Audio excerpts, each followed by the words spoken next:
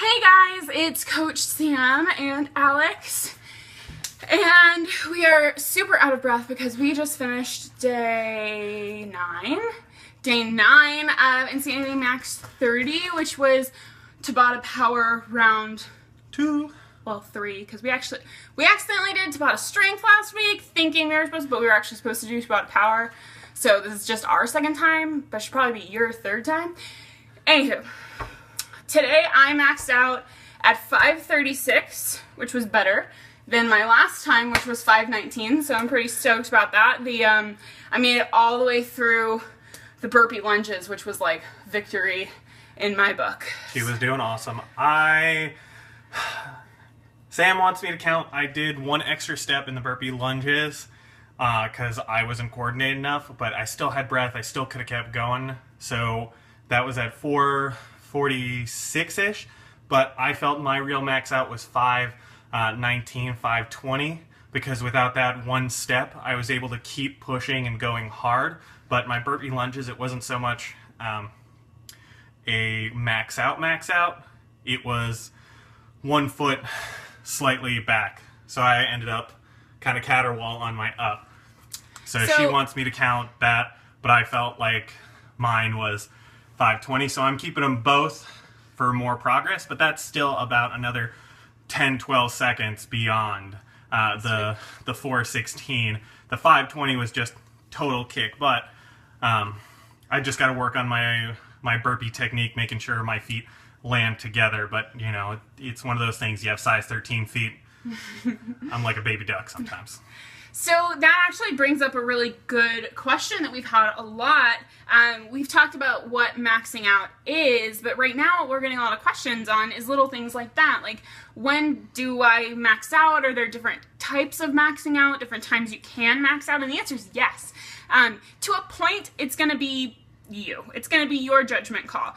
But the way that Shanti talks about it is if you can max out because you just, like, you mentally can't go on anymore, you can max out because you physically can't go on anymore, or you max out when your form starts to suffer, because Shanti talks in all of his programs about nothing, like, form is of the utmost importance. Like, if your form suffers, stop and take a break, get back on track, because when you lose your form, sorry, I'm still out of breath, when you lose your form, it makes it really easy for you to get hurt.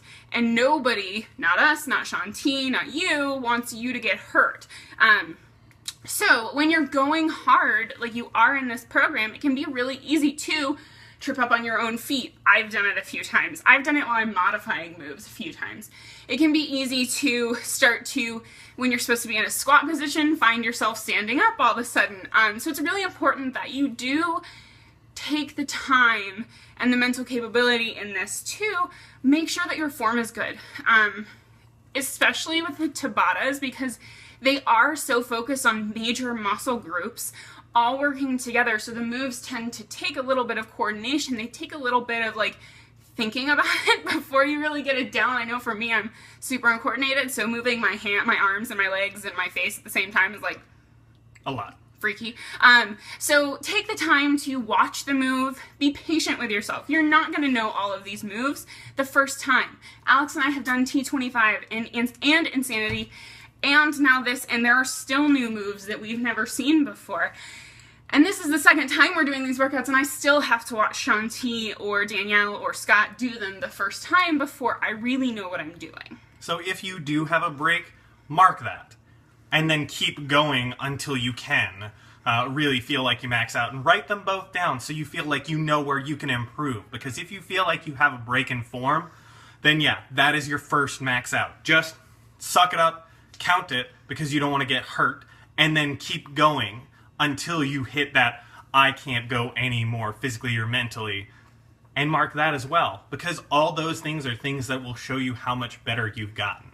One of the biggest things today that really showed is the tricep dips really killed Sam and I. No. I don't know what it was. Today our just muscles weren't going, and about halfway into the tricep dip set, my right arm just gave out, and you know, I stopped, I stretched it out, tried a couple more, but it just wasn't going. So instead of pushing my body and hurting myself, I just switched up to another core building move that is very challenging to me and was able to go further. For me, low plank holds are really hard. My butt rises like nobody's business. So today I just made that challenge because my tricep was just not going to do it. And if I kept going, I was going to hurt myself.